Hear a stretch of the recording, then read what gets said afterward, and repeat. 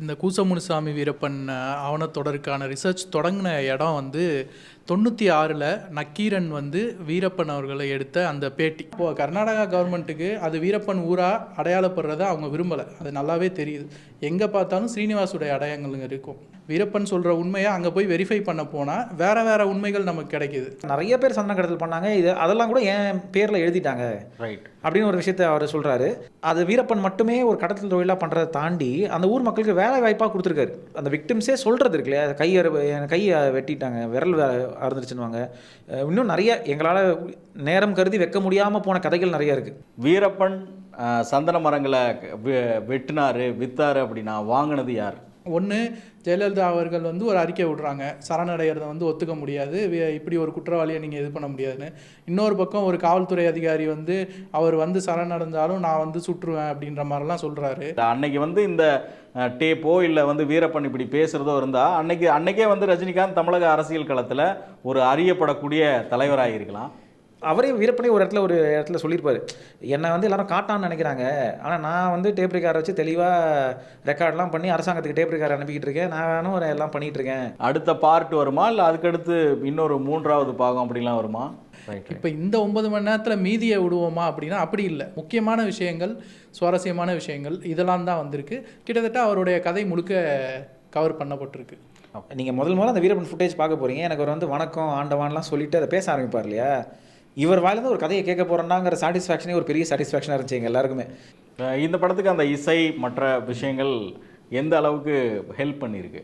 அது ரொம்ப பெரிய சேலஞ்ச் எதுன்னா, வீரப்பன் வந்து நம்ம கெட்டவனாக காமிச்சிடக்கூடாது, நல்லவனாக காமிச்சிடக்கூடாது. ஏன்னா ஒரு டாக்குமெண்ட்ரி இது. வீரப்பனை பற்றி ஒரு படம் எடுக்கிறாங்க, அது யாரோ ஒரு ஹீரோ நடிக்கிறாங்க, வீரப்பன் நல்லவங்கன்னு இவங்க காமிக்கிறோன்னு இவங்க ஆசைப்படுறாங்கன்னா நம்ம அதுக்கு நல்ல ஹைப் கொடுக்குற மாதிரி மியூசிக் வாசிக்கிறதோ, இல்லை ஒரு கெட்டவர் காமிக்கணும்னா யானைக்காக இப்போ ஒரு டாக்குமெண்ட்ரி எடுக்கிறாங்க, யானை தந்தெல்லாம் போயிடுச்சு, இந்தியாவில் யானையை காணாமல் போயிடுச்சுன்னா வீரப்பன் அங்கே கெட்டவர் ஆகிடுறாரு அந்த டாக்குமெண்ட்ரியில். இது வந்து சீமான் வந்து பிரத்யேகமாக இதில் வைக்கணும் அப்படின்னு வச்சிங்களா, இல்லை வந்து அவருடைய பெர்ஸ்பெக்டிவ்னு ஒன்று இருக்குல்ல, அது ஏன் முக்கியப்படுதுங்க? காவிரி விஷயத்தில் வந்து அவர் தமிழர் பக்கம் பாதுகாப்பாக நின்னாருன்ட்டு.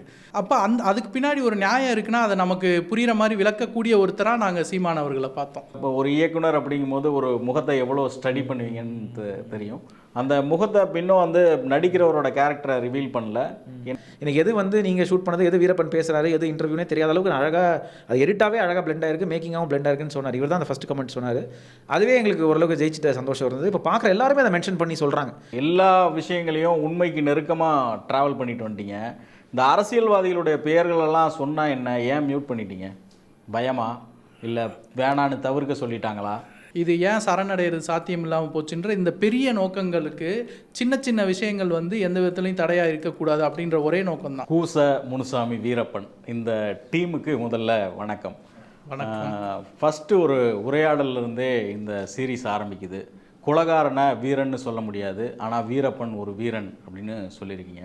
ஃபஸ்ட்டு இதற்காக நீங்கள் நிறைய ஆய்வுகளை மேற்கொண்டிருப்பீங்க. ஏன்னா வீரப்பன் பற்றி சந்தனக்காடுன்னு ஒரு தொடர் வந்துருச்சு, அதுக்கடுத்து நெட்ஃப்ளிக்ஸில் ஒரு தொடர் வந்துருச்சு, அதை பற்றின பிரிண்ட்லேயும் நிறைய ஆவணங்கள் வெளியாகிருக்குது. இதுக்காக பிரத்யேகமாக என்னென்ன விஷயங்கள் வந்து நீங்கள் ரிசர்ச் பண்ணீங்க? இந்த கூசமுனுசாமி வீரப்பன் ஆவணத்தொடருக்கான ரிசர்ச் தொடங்கின இடம் வந்து 96ல் நக்கீரன் வந்து வீரப்பன் அவர்களை எடுத்த அந்த பேட்டி, வீடியோ பேட்டி. அதுக்கு முன்னாடியே 93ல் வந்து அந்த முதல் ஃபோட்டோகிராஃப் எடுத்திருக்காங்க. டெக்ஸ்ட்டாக வந்து அந்த பேட்டி வெளியாகிருக்கு. அதுலேயும் அவருடைய பின்னணி குறித்து சொல்லியிருக்காரு. 96 வீடியோவில் இன்னும் விரிவாக வந்து வீரப்பனே சொல்லியிருக்காரு. அந்த ஃபுட்டேஜ் பேட்டிகளே பார்த்திங்கன்னா கிட்டத்தட்ட 9 மணி நேரம் நீளக்கூடிய ஒரு பேட்டி.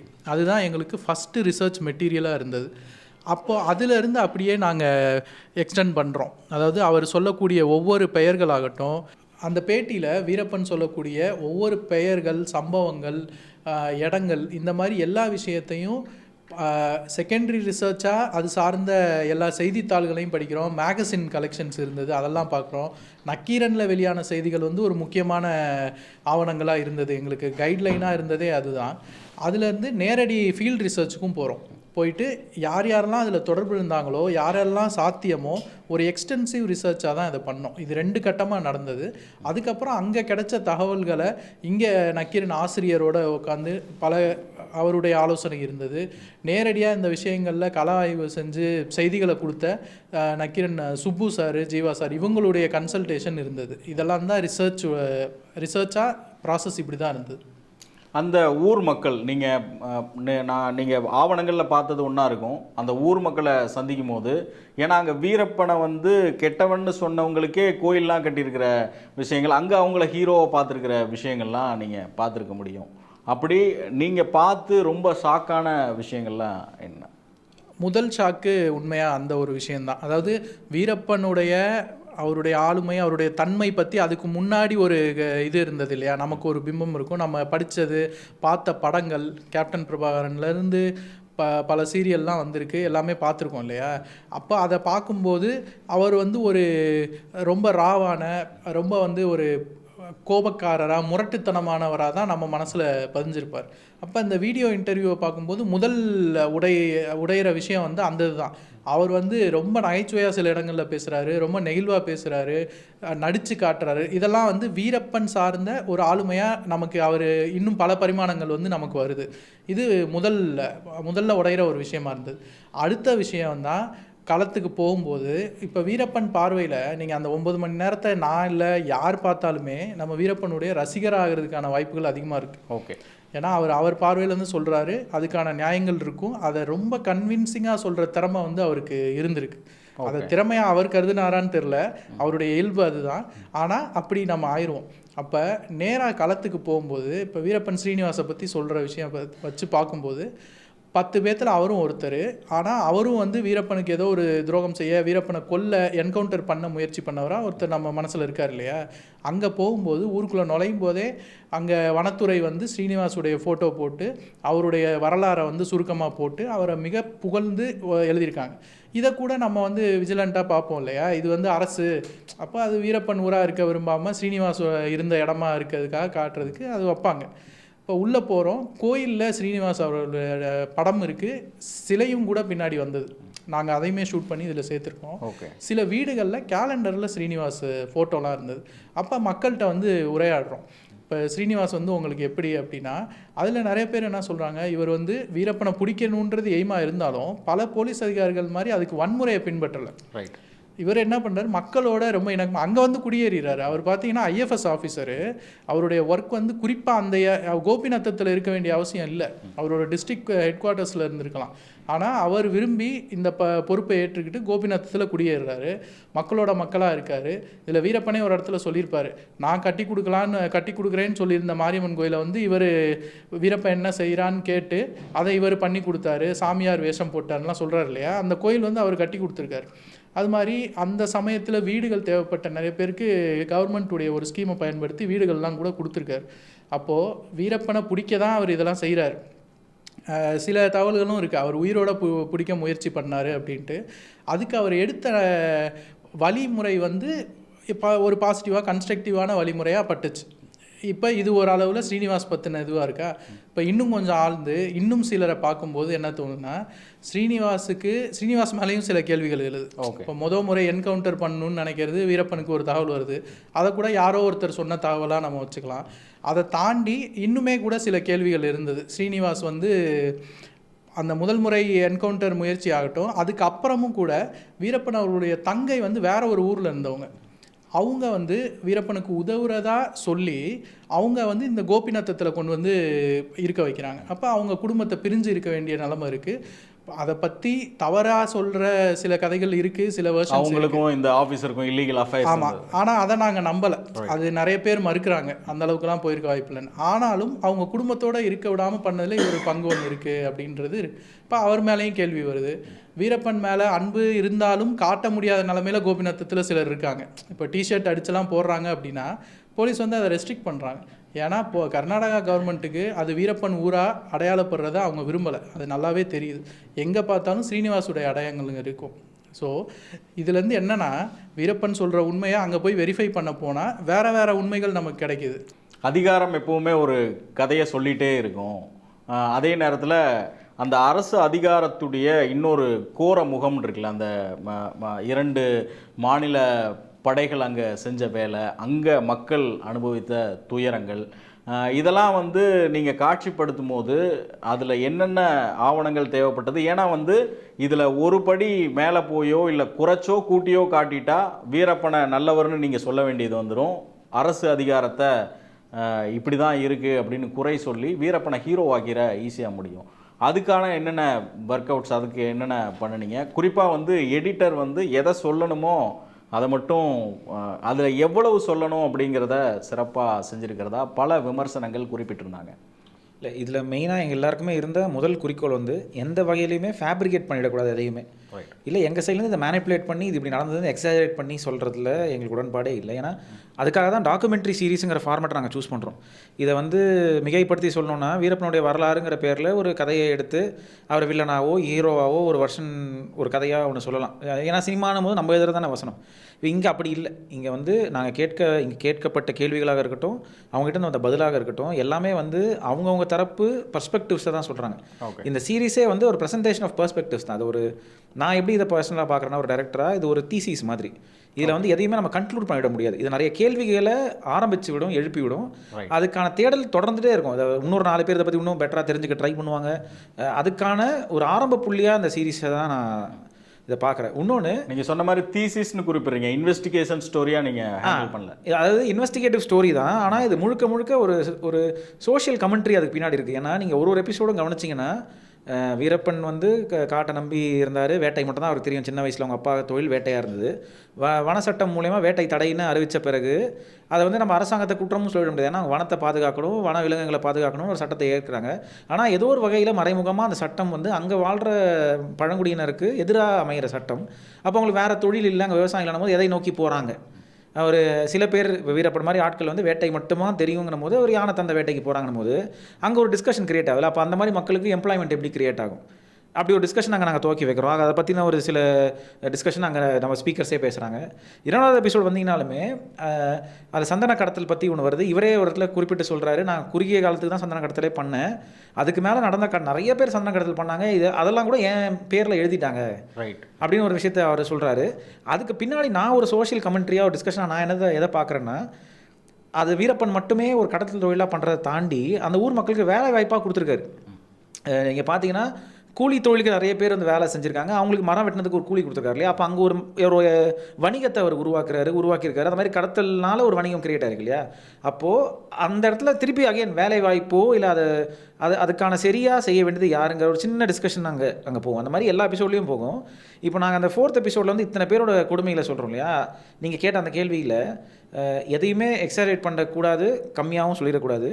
இதுக்கு உறுதுணையாக இருந்தது வந்து நக்கீரன் வந்து 2000 எடுத்த அந்த விக்டிம்ஸோட வீடியோ டேப்ஸ் தான். அவங்களே வந்து அந்த சதாசிவ கமிஷன் அந்த இது நடந்துட்டு இருக்கும்போது அவங்க நடந்த கொடுமைகளை பற்றி சொல்கிறாங்க. இது நிறைய இடத்துல நக்கீரனில் வந்து அவங்க ஜேர்னலிஸ்ட் கிரவுண்டில் போய் இன்டர்வியூ எடுத்து நிறைய டாக்குமெண்ட்ஸ் வந்து நக்கீரன் இதழிலே வந்திருக்கு. அது எல்லாமே பத்திரப்படுத்தி 1990லேருந்து 2004 வரைக்குமே அதில் இருந்த டாக்குமெண்ட்ஸ் எல்லாமே நாங்கள் படித்தோம். இதில் அந்த விக்டிம்ஸே சொல்கிறது இருக்கு இல்லையா? கையை வெட்டிட்டாங்க, விரல் அறுந்துருச்சுன்னுவாங்க. இன்னும் நிறைய எங்களால் நேரம் கருதி வைக்க முடியாமல் போன கதைகள் நிறைய இருக்குது. இதில் வந்து அதுலேருந்து ஒரு இந்த கதையை சொன்னால் இதுக்கு பின்னாடி இத்தனை பேரோட கதை இருக்குன்னு ஆடியன்ஸ் புரிஞ்சுப்பாங்கிறதுனாலேயே ஒரு 10 பேர் வன்கொடுமையை பற்றி பேசினாங்கன்னா ஒருத்தரும் ஒரு மாதிரி இருக்கும். அதெல்லாம் கலெக்ட் பண்ணி அதுலேருந்து சரி இவங்களது சொன்னால் போதும், ஏன்னா அதுவே பார்க்க அவ்வளோ கடினமாக இருக்குன்னு பார்க்குறவங்க எல்லாருமே சொல்கிறாங்க. எங்களுக்கு ஒரு ப்ராசஸில் எடிட்டருக்காக இருக்கட்டும், கிரியேட்டிவ் டீமில் இருக்க எங்களுக்குமே அது திரும்பி பார்க்க எங்களுக்கே அவ்வளோ கஷ்டமாக இருக்கு இல்லையா? ஸோ இதுதான் எங்களுக்கு பேக் போன் அமைஞ்சிருச்சு. இதுக்கப்புறமா இது சப்போர்ட் பண்ணுறதுக்கான விஷுவல் நம்ம பண்ணால் போதுங்கிற நிலைமையில தான் நாங்கள் இருந்தோமே தவிர அவங்க சொல்கிறத எந்த வகையிலும் எக்ஸசைட் பண்ணி காட்ட தேவையே இல்லை. ஏன்னா அவங்க சொல்கிறதுலேயே வந்து அவ்வளோ கடினமான விஷயம் இருக்குது. அது ஆடியன்ஸுக்கு புரியணும்னா, இப்போ ஒரு இடத்துல வந்து உருளை உருட்டுறதுன்னு சொல்லுவாங்க. ஒரு பெஞ்சில் படுக்க வச்சு ஒரு நீளமான மரக்கட்டையை வந்து அவர் மேலே உருட்டுறாங்க இல்லையா? இதோட வழியை வந்து இன்னும் கடத்தணும்னா அது என்னன்னு இன்னும் காட்டணும் ஆடியன்ஸுக்கு. அதே மாதிரி ஏரோப்ளேன் மெத்தடுன்னு ஒன்று சொல்லுவாங்க. அது முதல்ல எனக்கே அது என்னென்னு புரியல. அதுக்கு நாங்கள் நிறைய பேப்பர், நிறைய ரிசர்ச், நக்கீரனோட புகைப்படங்கள் நிறைய பார்க்கும்போது அதில் இருக்குது, கையை கட்டி பின்னாடி இப்படி தூக்கிடுவாங்களா அவங்கள. ஒரு பாயிண்ட்டுக்கு மேலே நம்ம பாடி வெயிட்டில் வந்து எழும்பும் போது இந்த கை அப்படியே டிஸ்லோகேட் ஆகி உடஞ்சிரும். இதை நம்ம வந்து என்னென்ன முதல்ல ஏரோப்ளேனா அது விஷுவல் பண்ணி ஆடியன்ஸுக்கு புரியாது என்னென்னு இல்லையா? ஸோ முடிஞ்ச அளவுக்கு வார்த்தை வடிவமாக இருக்கிறத விஷுவல் பண்ணுறதுக்காக மட்டும்தான் எங்கள் வேலையாகவே இதில் நாங்கள் வச்சுக்கிட்டோமே தவிர எக்ஸ்ட்ராவாக இதை ஃபேப்ரிகேட் பண்ணுறது தேவைப்படலை எங்களுக்கு இதில். ரெண்டாவது இதில் அந்த அடர்வனத்தை காட்சிப்படுத்துறது அதில் உள்ள ரிஸ்க்லாம் இருந்திருக்கும். அதுக்கப்புறம் வருவோம். இந்த விஜயகுமாரை பற்றி என்னென்ன விஷயங்கள், ஏன்னா அவரோட ஃபைனல் ஸ்டேஜ் அப்படிங்கும்போது அந்த ஆப்ரேஷனை பண்ணுறது விஜயகுமார் தான். அவரே வந்து ஒரு சில இடத்துலலாம் குறிப்பிடுவார், அந்த கண்புரை மட்டும்தான் அவருக்கு இருந்துச்சு, அதை ஒரு பிளான் பண்ணி தான் நாங்கள் அவரை வெளியில் வர வச்சோம் அப்படிம்பாரு. ஆனால் அந்த அட்டாப்சி ரிப்போர்ட் பண்ண வள்ளிநாயகம் வந்து குறிப்பிடுவார், அவரோட உடலில் எல்லா பாகங்களும் நல்ல முறையில் இருந்துச்சு அப்படின்னு சொல்லுவார். ஸோ ஏன்னா அவரும் ஒரு இது மாதிரி இந்த ஆப்ரேஷன் அப்போ தான் சந்தித்த விஷயங்கள் எல்லாம் அவரும் ஒரு புக்காக வெளியிடுறாரு. அவரோட இன்புட்ஸ் எவ்வளோ இந்த சீரீஸ்க்கு, டாக்கு சீரீஸ்க்கு எப்படி ஹெல்ப் பண்ணுச்சு? இப்போது இந்த ஆவணத்தொடருடைய முதல் சீசன் தான் இப்போ வந்திருக்கு. இப்போ இதில் நீங்கள் பார்த்தாவே தெரிஞ்சிருக்கும், இதோட டைம் லைன் வந்து எங்கேருந்து ஆரம்பிக்குதுன்னா வீரப்பனுடைய ஏர்லி லைஃப்பில் ஆரம்பித்து 96 வரைக்கும் தான் வந்து இருக்குது. அந்த டைம் பீரியடில் விஜயகுமார் அவர்களுடைய இன்வால்மெண்ட் வந்து இதில் பெருசாக இல்லை. அவர் அப்போ வேறு பொறுப்புகளில் இருந்தார். இதை தாண்டி பின்னாடி தான் வந்து நீங்களே சொன்ன மாதிரி லேட்டஸ்ட் ஸ்டேஜில் தான் விஜயகுமார் ஐபிஎஸ் வந்து இதில் உள்ளே வராரு. அது அந்த அடுத்த சீசனில் தான் அதை பற்றின ஆய்வுகள், அதை பற்றின தகவல்கள்லாம் வரும். இதில் வந்து அது இல்லை. இந்த முந்தின கேள்விக்கு சரத் சொன்னதோடு நான் கொஞ்சம் ஆட் பண்ண விரும்புகிறேன். உறுதிப்படுத்திக்கிறதுக்கான ஆவணங்கள் கேட்டிங்க இல்லையா? எங்களுக்கு முதல் சோர்ஸ் வந்து அதில் நேரடியாக ஈடுபட்ட மக்களாக இருந்தாங்க. இப்போ உதாரணத்துக்கு அதிரடிப்படையால் பாதிக்கப்பட்டவங்க இருக்காங்கன்னா அதில் நக்கீரன் களத்தில் இருந்தது. நக்கீரனை தாண்டி பல இயக்கங்கள் இருந்தது. சோக்கோ அறக்கட்டளை இருந்தது, இப்போ இவங்க பீப்புள்ஸ் வாட்ச் இருந்தாங்க. அவங்கள்ட்டேருந்தெல்லாம் நாங்கள் கேட்டோம். பாப்பா மோகன் வழக்கறிஞர் வந்து அதில் ரொம்ப களத்தில் இருந்த முக்கியமானவர். தமயந்தி வழக்கறிஞர், அவங்க இதில் பேசியிருக்காங்க. இப்போ அவங்கெல்லாம் வந்து நாங்கள் சதாசிவ கமிஷனுடைய ரிப்போர்ட்டையும் நாங்கள் ஸ்டடி பண்ணுறோம், இது மாதிரி நேரடியாக ஈடுபட்டவங்களையும் வச்சு வெரிஃபை பண்ணுறோம். இப்போ வீரப்பன் சொல்கிற விஷயங்களையும் நாங்கள் வெரிஃபை பண்ணுறோம். வனத்துறையில் சிலர்கிட்ட பேசியிருக்கோம், போலீஸ்லேயும் எங்களுக்கு இதில் பங்கேற்காதவங்க ஆனால் எங்களுக்கு ஒரு கைடாக சில விஷயங்களை வெரிஃபை பண்ணுறதுக்கு ஹெல்ப் பண்ணவங்க நிறைய பேர் இருக்காங்க. அதனால இதெல்லாம் ஈஸியாக அப்ரோச் பண்ணுற மாதிரி இருந்தது. ஏன்னா நிறைய நேரங்களில் இந்த மாதிரி அதாவது மக்களால் உன்னிப்பாக கவனிக்கப்படுற பல விஷயங்களை வந்து போலீஸ் ஆஃபீஸர் பேசுகிறதுக்கே தயக்கப்படுவாங்க. ஒரு சில அது ஆவணங்களை சேகரிக்கிறதுல சிரமம் இருக்கும். உண்மைதான். அதாவது அவங்களுக்கு இயல்பாக ஒரு தயக்கம் இருக்கலாம், இதில் வெளிப்படையாக பேச, பொது இடங்களில் பேசுகிறதுக்கான தயக்கம் இருக்கலாம். ஏன்னா அவங்களும் அரசுடைய ஒரு அங்கம், அந்த அரசுடைய செயல்பாடுகளை செயல்படுத்துகிற ஒரு இடத்துல அவங்க இருக்காங்க. ஆனால் தனிப்பட்ட முறையில் பேசும்போது பலருமே இதை சரியாக ஹேண்டில் பண்ணியிருக்கலாம் அப்படின்ற வருத்தம்லாம் நிறைய பேர்த்துக்கு இருக்குது. இதில் வீரப்பன் அவர்களுடைய மகள் வந்து சொல்லுவாங்க ஒரு இடத்துல, எல்லா போலீஸையும் வந்து நம்ம குற்றம் சொல்லிட முடியாது, அது இண்டிவிஜுவல்ஸை பொறுத்தது அப்படின்ட்டு. அதை நாங்களுமே உணர்ந்தோம் பல இடங்களில். அவங்க வந்து இதுக்காக வருத்தப்பட்டவங்க இருக்காங்க. இப்போ உதாரணத்துக்கு பாலார் பிளாஸ்ட் நடக்குது இல்லையா? இப்போ அது வந்து எங்கே தொடங்குது? வீரப்பன் காட்டுக்குள்ளே இருக்கிற ஒருத்தர் ஒரு இது கட்டுறாரு, ஒரு கொடி கட்டுறாரு, அதில் வந்து ப்ரொவோக் பண்ணுற ஒரு வார்த்தைகளை எழுப்புறாரு. நீ ஆம்பளையாக இருந்தால் வான்ற மாதிரி தான் அப்போ எழுதியிருந்தாங்க. அதை பார்த்தவங்கெல்லாம் கூட எங்கள்கிட்ட சொன்னாங்க. அப்படி இருக்கும்போது இப்போ எதுலேருந்து கிளம்புற ஒரு டீம் இருக்கு இல்லையா, அது வந்து இதுக்காக கோபப்பட்டு உடனே எப்படி அங்கே ஒரு ஏற்பாடு நடந்திருக்குன்றது தெரியும். இப்படி 4-5 இடத்துல வந்து அதை கட்டி தூண்டி விட்றாரு, உன்னைய வா அப்படின்னு கூப்பிட்றாருன்னா அப்போ அங்கே ஏதோ ஒன்று தயாராக இருக்குன்றது தெரியும். அப்போ அதை வந்து யோசிச்சிருக்கணும் அவர் அப்படின்னு பல போலீஸ் ஆஃபீஸர்கள் எங்கள்கிட்ட சொன்னாங்க. முக்கியமான இதில் இருக்கவங்க அது தப்பாக தான் பண்ணிட்டாங்க, அவசரப்பட்டாங்க. ஒருத்தருடைய கோபம் 22 பேரோட உயிரை பழி வாங்கிருச்சு இல்லையா? அப்போ இது மாதிரி காவல்துறையிலேருந்து பகிர்ந்துக்கிறவங்க இருக்காங்க. அதை பொதுவெளியில் அவங்களுக்கு சொல்கிறதுக்கு பல லிமிட்டேஷன்ஸ் இருக்குது. இன்னொரு விஷயம் வந்து எண்டில் வந்து இங்கே மக்கள்கிட்ட அன்றையிலிருந்து இன்றைக்கு வரைக்கும் எழக்கூடிய கேள்வி என்னென்னா, வீரப்பன் சந்தன மரங்களை வெட்டினாரு, வித்தாரு அப்படின்னா வாங்கினது யார்? இந்த கேள்விக்கு விடை கிடைச்சதா? இந்த கேள்விக்கான விடை வந்து ஆக்சுவலாக பண்ண வேண்டியது அந்த சமயத்தில் காவல்துறையில் பொறுப்பில் இருந்த அந்த மக்கள் தான்.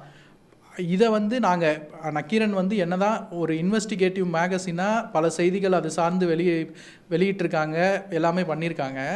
நாங்கள் இதை என்ன அப்ரோச்சில் பார்த்தோம் அப்படின்னா, இப்போ இவர் வந்து ஒரு கடத்தி வெளியே விற்றுருக்காரு இல்லையா, இது வந்து சமூகத்தில் ஏற்படுத்தின இம்பேக்ட். இப்போ இவர் செஞ்சது ஒரு குற்றம், இந்த குற்றம் வந்து அடுத்த குற்றத்துக்கு வழிவகுக்குது, அது கொலையாக உயிர் பலியாலாம் போகுது. அப்போது அந்த உயிர் பலினால் அந்த மக்கள் எவ்வளோலாம் பாதிக்கப்பட்டாங்க, அந்த ஏரியாவில் வேறு என்ன இம்பேக்ட் இருந்தது, அதை காவல்துறை எப்படி கையாண்டதுன்றதில் தான் நாங்கள் கவனம் செலுத்தினோம்.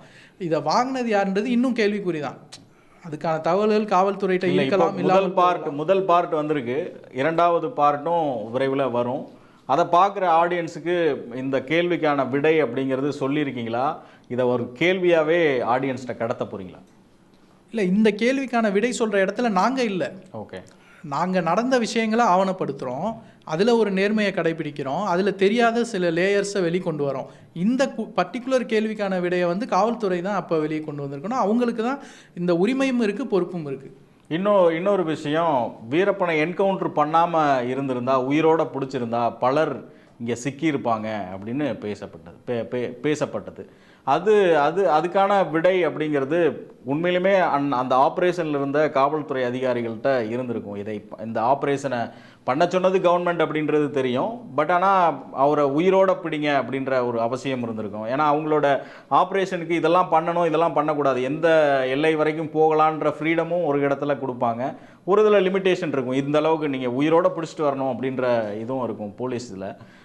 அப்போது அந்த அதிகாரிகள்கிட்ட எதுவும் பேசுனீங்களா? அன்அஃபீஷியலாக நாங்கள் இதெல்லாம் காட்சிப்படுத்தலை அப்படின்னாலும் அன்அஃபீஷியலாக நீங்கள் பேசி தெரிஞ்சுக்கிட்டீங்களா?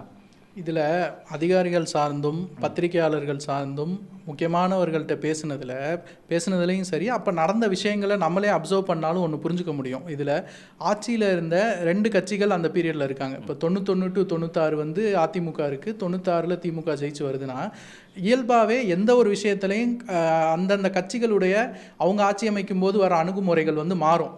இப்போ அதிமுக ஜெயலலிதா அவர்கள் முதல்வராக இருக்காங்க அப்படின்னா, அவங்களுக்கு வந்து பல காரணங்கள், இதை வந்து ஒரு இரும்புக்கரம் கொண்டு அடக்கிறதுன்னு சொல்லுவாங்க இல்லையா, அவங்க அந்த அணுகுமுறையை இது பண்ணுறாங்க. எந்த இடத்துலையும் அவங்க ஒரு பேச்சுவார்த்தைக்கோ சரணடைகிறதுக்கான வழி வகுக்கிறதுக்கோ அவங்க தயாராக இல்லை. அதுக்கு பல காரணங்கள் இருந்திருக்கலாம். ஏன்னா வீரப்பன் வெளிப்படையாக விமர்சிச்சிருக்காரு, அந்த ஒரு விஷயம் இருந்திருக்கலாம். இல்லை இயல்பாகவே இவங்களோட பாலிசின்னு ஒன்று இருக்கும்ல, இப்போ இது மாதிரி ஒருத்தர் இன்னும் உருவாயிடக்கூடாதுன்னா அதை இப்படி தான் பண்ணணும் அப்படின்ற அவங்களுக்கான பாலிசி இருந்திருக்கும். இப்போ திமுகவில் வந்து சரணடைகிறதுக்கான முயற்சிகள் நடந்திருக்கு. அதாவது கிட்டத்தட்ட அவருக்கான ஒரு தனி சிறையெல்லாம் தயாராகிற அளவுக்கு இருந்திருக்கு. இது அஃபிஷியல்ஸ் வந்து எங்கள்கிட்ட தனியாக, அது அடுத்து தானே வரப்போகுது, அது தனியாக பேசும்போது பகிர்ந்துக்கிறாங்க. அப்போது பல விஷயங்கள் கூடி வரும்போது அந்த இடத்துல அரசியல் வந்து உள்ளே வந்திருக்கு. ஒன்று, ஜெயலலிதா அவர்கள் வந்து ஒரு அறிக்கை விடுறாங்க, சரணடைகிறத வந்து ஒத்துக்க முடியாது, இப்படி ஒரு குற்றவாளியை நீங்கள் இது பண்ண முடியாதுன்னு. இன்னொரு பக்கம் ஒரு காவல்துறை அதிகாரி வந்து அவர் வந்து சரணடைந்தாலும் நான் வந்து சுற்றுவேன் அப்படின்ற மாதிரிலாம் சொல்கிறாரு. இப்போ இப்படி பல விஷயங்கள் வந்து இதை நக்கீரன் ஆசிரியர் வந்து பகிர்ந்திருக்காங்க, நிறைய இடத்துல பகிர்ந்திருக்காங்க. இதை வீரப்பனுக்கும் தெரிஞ்சு ஏற்கனவே அவர் வந்து அர்ஜுனன், தன்னுடைய தம்பி அர்ஜுனன் வந்து இது மாதிரி சரணடையலாம் போலீஸ்கிட்ட போகலான்னு நினச்சி போனவரை சந்தேகத்திற்குரிய முறையில் மரணம் அடைஞ்சிட்டாருன்றதுல கடும் கோபம், கடும் ஏமாற்றம் அவருக்கு. அப்போ தான் வந்து அவருக்கு ஆசை இருந்திருக்கு, அவர் ஜென்யூனாக நம்ம சீரீஸில் வீடியோ டேப்ஸ் பற்றி நிறைய பேசுகிறோம் இல்லையா, ஒரு ஆடியோ டேப் வந்து ரொம்ப முக்கியமானது. அதாவது வீரப்பன் வந்து எவ்வளோ நெகிழ்வாக ஜென்யூனாக வந்து சரணடையணுன்ற ஆசையில் இருந்தார் அப்படின்றது ஒரு இடத்துல வரும். ஐயா ஆசிரியர் ஐயா, இது மாதிரி நீங்கள் சரணடைகிறத பற்றி பேசியிருந்தீங்க, இது நக்கீரன் ஆசிரியருக்கு வந்த ஆடியோ, உங்கள்கிட்ட நான் சத்தியம் கூட பண்ணி கொடுத்தேன், இது மாதிரி நான் அதுலேருந்து எதுவுமே பண்ணலைங்கய்யா அப்படின்னு சொல்லி அது அப்படியே நீளும். அந்த ஆடியோ வந்து ரொம்ப முக்கியமான ஒரு ஆவணமாக பார்க்குறேன். அப்போது அந்த அளவு ஜென்யூனாக நெகிழ்வாக சரணடைகிற மனநிலை இருந்த ஒருத்தர் இந்த காரணங்களால் சரணடைய முடியாமல் போச்சு இல்லையா, அது வந்து ஒரு துரதிருஷ்டவசம்தான். இன்னொன்று, இதில் வழக்கறிஞர் பாப்பா மோகன் சொல்லியிருப்பார், நம்ம சட்டன்றதே வந்து ரிஃபார்மேஷன் தான் பண்ணணும், அது தண்டிக்கிறதுக்கான சட்டமாக வந்து அம்பேத்கர் அவர்கள் உருவாக்கலை. அப்போ அதுக்கான சாத்தியமும் இல்லாமல் போச்சு அரசியலில் அப்படின்றது வருத்தமானது தான். சரத், நீங்கள் வந்து ஃபஸ்ட்டு ஏற்கனவே பணியாற்றின இடம் அப்படிங்கிறது மிகப்பெரிய இயக்குனராக அறியப்படுகிற திரு சங்கர்கிட்ட பணியாற்றுறீங்க. உங்களோட ஃபஸ்ட்டு இதுவே வந்து இந்த இதை சூஸ் பண்ணுறதுக்கு என்ன காரணம்? வீரப்பனுடைய இது வந்து நான் இந்த ப்ராஜெக்டை சூஸ் பண்ணல, இந்த ப்ராஜெக்ட் தான் நான் சூஸ் பண்ணிச்சேன்னு சொல்லலாம். ஏன்னா இவங்க வந்து பிரபா, வசந்தன், ஜெய், இவங்க கிரியேட்டர்ஸாக இருக்கவங்க வந்து அவங்களோட பிட்சாக ரெடி பண்ணி நிறைய ஓடிடிஸ்க்கு வந்து ப்ரெசென்ட் பண்ணி இதை ஒரு டாக்யூ சீரிஸாக பண்ணுறதுக்கு நிறைய முயற்சிகள் ஒரு 2 வருஷமாக எடுத்துகிட்டு இருந்திருக்காங்க. அப்போது கடைசியாக வந்து ZEE5 நிறுவனம் தான் வந்து இதோட சென்சிபிலிட்டிஸை புரிஞ்சுக்கிட்டு இதை நம்ம டாக்யூ சீரிஸாக பண்ணலாம், இதுக்குள்ளே இருக்க கரு என்னன்னு அவங்க புரிஞ்சுக்கிட்டு தான் அதை பண்ண முன் வராங்க. அப்போது இதை இயக்கிறதுக்கு ஒரு இயக்குனர் தேவைன்னு அவங்க தேடிட்டு இருக்கும்போது என்னோடய ப்ரொஃபைல் வந்து இதுக்கு பெஸ்ட்டாக சூட் ஆகும், அப்படின்னு நினச்சிட்டு தான் ஜி5ல வந்து ஒரு நண்பர் என்னை அறிமுகப்படுத்துறார், பிரசாந்தோட நண்பர். அப்புறம் நான் போய் அங்கே ஜி5ல போய் அவங்கள மீட் பண்ணி இதை எப்படி அணுகலாம், உங்கள் அப்ரோச் என்னவாக இருக்கும், ஏன்னா நீங்கள் வர சினிமா பேக்ரவுண்ட் வந்து இதை கம்ப்ளீட்டாக சினிமாவாக அதை அப்ரோச் பண்ண முடியாது. இந்த டாக்யூ சீரிஸ்க்குன்னு ஒரு தன்மை இருக்குது, அந்த ஃபிலிம் லாங்குவேஜுக்குள்ளே தான் இதை கொண்டு வரணும், அதை நீங்கள் பண்ணிவிடுவீங்களாங்கிற மாதிரி கேள்விகள்லாம் இருந்தது. நான் அப்போ வந்து நான் முதல்ல இதை லிட்ரேச்சராக படிச்சிடுறேன். ஏன்னா நமக்கு வீரப்பனை பற்றி அந்த செய்திகள்லாம் செவி வழியாக வந்ததும், நான் வளர்கிற சூழ்நிலையில் அந்த 90களில் வளர்ந்த போது வீரப்பன் வந்து யாரையா கடத்திட்டு போயிடுவார், ரான்சம் கேட்பாங்கிற மாதிரி மெயின் ஸ்ட்ரீம் மீடியாவில் வீரப்பனை பற்றி சொன்ன செய்திகளை வச்சு தான் எனக்கு வீரப்பனை பற்றின புரிதல். ஆனால் இதை வந்து உள்ளே வந்து நாங்கள் ஃபுல்லாக அந்த டாக்குமெண்ட்ஸ், இவங்க பண்ணியிருக்க ரிசர்ச்சு, நக்கீரனில் வெளிவந்த புத்தகங்கள், அவங்க நியூஸ் கலெக்ட் பண்ணுறது அதெல்லாம் படிக்கும் பொழுது தான் இதோட முக்கியமான இடமே கோரே வந்து வீரப்பனுக்கும் மக்களுக்கு போலீஸுக்கும் நடுவில் இருக்க அந்த மக்கள் இருக்காங்க இல்லையா, அவங்க கதையை தான் பிரதானப்படுத்துகிறோங்கிறது வந்து எனக்கு அது ரொம்ப முக்கியமாகப்பட்டது. ஸோ நான் அந்த ஆப்பர்ச்சுனிட்டி வந்து அப்படியே கிராப் பண்ணிக்கிட்டேன், அவ்வளோதான். ரெண்டாவது அந்த ரஜினிகாந்தை பற்றி வீரப்பன் சொல்லக்கூடிய அவருடைய அபிப்பிராயம், அது வந்து அந்த 96 காலகட்டம் அப்படிங்கும்போது மூப்பனார் திமுக கூட்டணி வந்து இங்கே திமுக கூட்டணிக்கு ரஜினிகாந்த் ஆதரவு அப்படிங்கிறது அன்றைய அரசியல் சூழ்நிலையில் மிக முக்கியமான ஒன்று. அன்னைக்கு அந்த திமுக ஆட்சி அமைக்கிறதுக்கு ரஜினிகாந்த் ஒரு முக்கியமான காரணம். அப்படிங்கிறப்போ நக்கீரன் நிறைய விஷயங்களை வீரப்பன் பற்றி வெளியிட்டாங்க. ஆனால் இந்த பார்ட் மட்டும் இப்போது உங்களுடைய இந்த டாக்கு சீரீஸில் பார்க்கும்போது இது இன்னைக்கு தான் வெளியே வருது. என்ன காரணம், அதை பற்றி கேட்டிங்களா? அன்னைக்கு வந்து இந்த டேப்போ இல்லை வந்து வீரப்பன் இப்படி பேசுகிறதோ இருந்தால் அன்னைக்கே வந்து ரஜினிகாந்த் தமிழக அரசியல் களத்தில் ஒரு அறியப்படக்கூடிய தலைவராக இருக்கலாம். அப்போது வெளிவராமல் இருந்ததுக்கான காரணம் எனக்கு என்னன்னு தெரியல. இப்போது அதை யூஸ் பண்ணது வந்து அதை ஒரு சென்சேஷனைஸ் பண்ணணும், இல்லை ரஜினி சாரை பற்றி அதில் பேசணுங்கிற சென்சேஷனலைஸ் மெட்டீரியல்லாம் நாங்கள் பார்க்கல. ஏன்னா வீரப்பன் ஒரு பாயிண்ட்டுக்கு மேலே பார்த்தீங்கன்னா, இது நான் இப்போ அரசியலில் பேசுகிறேன், நல்லா கேளுங்க மக்களேன்னு உற்சாகமாக பேச ஆரம்பிப்பார். எங்களுக்கு அதில் ஆச்சரியமாக இருந்த விஷயம் என்னன்னா, காட்டுக்குள்ளே இருக்க ஒரு மனுஷன், அவர் ஒரு ரேடியோ வச்சுருக்காரு, உலக நடப்பெல்லாம் தெரிஞ்சு அவ்வளோ அப்டேட்டில் இருக்கார் அவர். ஏன்னா இப்போ இருக்கிற மாதிரி செல்ஃபோனோ இமீடியட்டாக சோஷியல் மீடியாவில் வர நியூஸையோ வந்து தெரிஞ்சுக்கிற அளவுக்கு வசதிகள் கிடையாது. அப்போது ஒரு ரேடியோ நியூஸை வச்சுக்கிட்டு ரஜினிங்கிறவருக்கு இருக்கிற அங்கே இருக்கிற ஒரு ரெஸ்பான்ஸ் என்ன, அவர் எப்படி மக்களால் விருப்பப்படுற ஒரு மனிதனாக இருக்கிறாரு, அவர் வந்து அரசியல் இந்த மாதிரியான விஷயங்கள் பண்ணுறாரு, கலைஞர் கருணாநிதி அவர்கள் எப்படி செயல்படுறாங்க, மூப்பனார் எப்படி செயல்படுறாரு, ராமதாஸ் அவர்கள் எப்படி செயல்படுறாரு, அவருக்கு பொதுவாக ஒரு கருத்து இருக்கு இல்லையா, அந்த கருத்தெல்லாம் அவர் எக்ஸ்பிரஸ் பண்ணுறாரு. இது வீரப்பனுடைய பார்வையே மக்கள் இந்த மாதிரி ஒப்பீனியன்ஸ்லாம் வீரப்பனுக்கு இருந்திருக்குங்கிறது வந்து எவ்வளோ இன்ஃபார்ம்டாக இருக்கார் அவருங்கிற ஆச்சரியம் தான் எனக்கு இருந்ததே தவிர அது ஒப்பீனியனாக நாங்கள் அதை பார்க்கல. இதில் யூஸ் பண்ண விதமுமே வந்து அதை அரசியலுக்காக யூஸ் பண்ண இதெல்லாம் இல்லை. எவ்வளோ வெல் இன்ஃபார்ம்டாக நீங்கள் எல்லாம் வந்து அவரே வீரப்பனே ஒரு இடத்துல சொல்லியிருப்பார், என்னை வந்து எல்லாரும் காட்டான்னு நினைக்கிறாங்க, ஆனால் நான் வந்து டேப் ரெக்கார்டை வச்சு தெளிவாக ரெக்கார்ட்லாம் பண்ணி அரசாங்கத்துக்கு டேப் ரெக்கார்டு அனுப்பிக்கிட்டு இருக்கேன், நானும் எல்லாம் பண்ணிகிட்டு இருக்கேன், ஆனால் என்ன இவங்க போலீஸ்காரங்கெல்லாம் எனக்கு எதுவும் தெரியாதுன்னு அவர் காட்டான்னு நினைக்கிறாங்கன்னே சொல்லுவார் ஒரு இடத்துல. அதுதான் எனக்கு வியப்புக்குரிய விஷயமா இருந்தது. எப்படி இவருக்கு இவ்வளோ விஷயம் தெரிஞ்சிருக்கு, இத்தனை பேரை பற்றின ஒப்பீனியன் வச்சிருக்காரு, இத்தனை அரசியல் நியூஸும் அவரை போய் சேருது. ஒரு இடத்துல வந்து கேரளா பக்கம் நான் போவேன், அங்கே சொல்லுவாங்க எப்படி வந்து இந்த தமிழ் மக்கள் வந்து சினிமாக்காரங்களை அரசியல்வாதிகள் ஆகிறாங்க, அவங்களுக்கு அறிவே இல்லையான்னு சொல்கிறாங்கன்னு சொல்கிறதெல்லாம் இவருக்கு எப்படிடா இவ்வளோ விஷயம் தெரிஞ்சுக்கிறங்க, அந்த ஆச்சரியம் இருக்கு இல்லையா, அந்த ஆச்சரியம். ஏன்னா அப்போ அந்த அளவுக்கு தொழில்நுட்பமும் கிடையாது. ஸோ அந்த செய்தி இவருக்கு போய் சேர்ந்து இவருக்கு ஒரு ஒப்பீனியன் ஃபார்ம் ஆகுது. அது வந்து மக்களும் தெரிஞ்சுக்கணுங்கிறதுக்காக சேர்த்ததானே தவிர அதுக்கு ஒன்றும் குறிப்பிட்ட காரணங்கள்லாம் எதுவும் இல்லை. ஸோ இந்த சீரீஸில் தொழில்நுட்ப பிரச்சனைகள், தொழில்நுட்பமாக ஒர்க் பண்ணி அது வந்து எவ்வளோ இந்த படத்துக்கு ப்ளஸ்ஸாக இருக்குது? ஏன்னா விமர்சனங்கள் மேக்சிமமாக எல்லாரும் வந்து வரவேற்பு தான் அதிகமாக கிடைச்சிருக்குது. அவருடைய அனுபவங்களையும் கேட்போம். இந்த ப்ராஜெக்ட்டுக்கு சரத்தனா தான் கூப்பிட்டுட்டு இந்த மாதிரிலாம் வீரப்பன் பற்றினதுரான்னு சொல்லும் போதே வந்து மிகப்பெரிய மலைப்பு தான். ஸ்கூல் டேஸில் பார்த்தவர் அதை பற்றி ப்ராஜெக்டா அப்படின்னு சொல்லிட்டு அதான் இன்ட்ரெஸ்டாக இருந்ததை விட பயம்தான் இருந்தது, இவ்வளோ பெரிய ப்ராஜெக்ட்னு சொல்லிட்டு. உள்ளே வந்து உள்ளே வந்த நாள்லேருந்தே ஃபுட்டேஜஸ் இருக்குது, வீரப்பனோட ஃபுட்டேஜ் இருக்குது. அது எபிசோடிக்கலாக எதுன்னு பிரிக்க ஆரம்பித்தாச்சு. அந்த வேலைகள் தான் ஃபஸ்ட்டு போக ஆரம்பித்தது. அதுக்கடுத்து இன்டர்வியூஸ் ஷூட் பண்ண ஆரம்பித்தாங்க. அதுக்கடுத்து ஃபிக்ஷன் போக ஆரம்பித்தது. அது அந்த பழசை வந்து டிஜிட்டலைஸ் பண்ணி கொடுக்குறதே அது ஒரு பெரிய விஷயமா இருக்கும்ல, சவாலாக இருந்திருக்கும்ல. ஆமாம், அது டிஜிட்டலாக பண்ணி வச்சுருந்தாங்க. ஓகே, பண்ணி வச்சுருந்தாங்க. அது நம்ம அதை அப்படியே யூஸ் பண்ணிக்கிட்டோம். அதில் எந்த விதமான எதுவும் பண்ணாமல் அதுவே நல்லா தான் இருந்தது. நல்ல குவாலிட்டியில் ஆடியோவோட எல்லாமே நல்ல இதாக தான் இருந்தது. நீங்கள் பயன்படுத்தின ஃபுட்டேஜுக்கும் இதெல்லாம் வேணாம் அப்படின்னு சொல்லி ஒதுக்கின ஃபுட்டேஜுக்கும் எவ்வளோ வித்தியாசம் இருக்கும்? நிறைய ஃபுட்டேஜஸ் இருக்கா? அதான் வீரப்பன் ஃபுட்டேஜ் 9 மணி நேரம், இப்போ யூஸ் பண்ணியிருக்கிறது 1.25 மணி நேரம் யூஸ் பண்ணியிருக்கோம். ஓகே, அப்போ இன்னும் எவ்வளோ இன்னும் ஒரு அடுத்த பார்ட் வருமா, இல்லை அதுக்கடுத்து இன்னொரு 3வது பாகம் அப்படிலாம் வருமா? இதில் நம்ம அந்த 9 மணி நேரத்தில் பயன்படுத்தினது பார்த்தீங்கன்னா குறிப்பிட்ட ஃபஸ்ட்டு அரை மணி நேரம் 1 மணி நேரம் 1.25 மணி நேரம் அப்படி நாங்கள் பிரிக்கலை. அவருடைய அந்த கதையில் முக்கியமான பகுதிகளை எடுத்து அடுத்தடுத்த கட்டத்துக்கு நகர்த்தின விஷயங்களெல்லாம் நாங்கள் பயன்படுத்தியிருக்கோம். இப்போ இந்த 9 மணி நேரத்தில் மீதியை விடுவோமா அப்படின்னா அப்படி இல்லை. இதோட கான்செப்ட் அப்படி இல்லை. அதை முழுமையாக பயன்படுத்தணும், அதை வந்து கமர்ஷியலைஸ் பண்ணணுன்ற ஐடியா எங்களுக்கும் கிடையாது, அது ஜி5க்கும் கிடையாது. முக்கியமான விஷயங்கள், சுவாரஸ்யமான விஷயங்கள் இதெல்லாம் தான் வந்திருக்கு. கிட்டத்தட்ட அவருடைய கதை முழுக்க கவர் பண்ணப்பட்டிருக்கு. இல்லை ஃபஸ்ட் இந்த வீரப்பனை பார்த்துட்டு வர்றவங்க, இல்லை வந்து வீரப்பனை பற்றி நீங்கள் சொன்ன மாதிரி மெயின் ஸ்ட்ரீம் ஊடகங்களில் வரக்கூடிய செய்திகளை செவி வழியாக கேட்டுட்டு எழுதுகிறவங்க, இதுக்கெல்லாம் மத்தியில் நீங்கள் வந்து இந்த சீரீஸை நம்ம வேறு மாதிரி ஓப்பன் பண்ணணும், அதுக்கு வீரப்பன் வாயிலிருந்து அவரே தன்னுடைய கதையை சொல்லணும் அப்படிங்கிற ஐடியா யார் சொன்னது? தயாரிப்பாளர் கொடுத்தாங்களா, இல்லை ஆஸ் அ டைரக்டராக நீங்கள் இப்படி ஓப்பன் பண்ணலாம் அப்படின்னு நீங்கள் சூஸ் பண்ணல? இல்லை, அது எல்லாருக்குமே இருந்த ஒரு கருத்து தான். ஏன்னா எங்கள் எல்லாருக்குமே இருந்த ஒப்பீனியன், இந்த ப்ராஜெக்ட் பண்ணுறோன்னு நினைக்கும் போது எங்களை எல்லாருமே முதல்ல ஈர்த்ததும் சொல்லி இயக்குனதும் சரி வீரப்பனுடைய அந்த ஃபுட்டேஜ் தான். நீங்கள் முதல்ல அந்த வீரப்பன் ஃபுட்டேஜ் பார்க்க போகிறீங்க, எனக்கு ஒரு வந்து வணக்கம் ஆண்டவான்லாம் சொல்லிட்டு அதை பேச ஆரம்பிப்பார் இல்லையா, இவர் வாயிலேருந்து ஒரு கதையை கேட்க போகிறோன்னாங்கிற சாட்டிஸ்ஃபேக்ஷனே ஒரு பெரிய சாட்டிஸ்ஃபேக்ஷனாக இருந்துச்சு எங்கள் எல்லாருக்குமே. ஏன்னா இது வரைக்கும் நம்ம கேட்ட கதையில் நீங்கள் சொன்ன மாதிரி வேறு ஒருத்தங்க வேறு பெர்ஸ்பெக்டிவில் அது வந்து உருமாறி வந்த கதைகளாக தான் நம்ம கேட்டிருப்போம். ஒரு ஃபஸ்ட் ஹேண்ட் அக்கௌண்ட்டாக இவர் வாயிலேருந்து இவர் சொல்கிற கதையை கேட்குறது ஒரு எக்ஸைட்மெண்ட் அண்ட் சுவாரஸ்யம் இருந்தது இல்லையா, அதை சுவாரஸ்யத்தை அப்படியே ஆடியன்ஸுக்கு கடத்தணும்னு நினச்சது தான் அந்த ஆரம்ப புள்ளிக்கான காரணம். இன்ஃபேக்ட் அது அழகாகவே அந்த எடிட்டில் வந்து உட்காந்துருக்கும். ஏன்னா ஒரு இடத்துல ஜீவா தங்கவேல் அவர் ரிப்போர்ட்டர், சீனியர் ரிப்போர்ட்டர், அவர் சொல்லுவார் வீரப்பனை பற்றி யார் கேட்க போகிறா, வீரப்பனை வந்து கேட்க போகிறா, அதனால் என்ன வேணால் இதெல்லாம் வீரப்பனை பற்றி அப்படின்னு சொல்லுவார் இல்லையா. அந்த மித்தை உடைக்கணுங்கிறது தான் எங்களோட மெயின் இன்டென்ஷனாக இருந்தது. ஏன்னா ஒவ்வொருத்தருக்கும் ஒரு ஒப்பீனியன் இருக்குது, எல்லாரும் ஒன்று சொல்லிட்டு இருக்காங்க.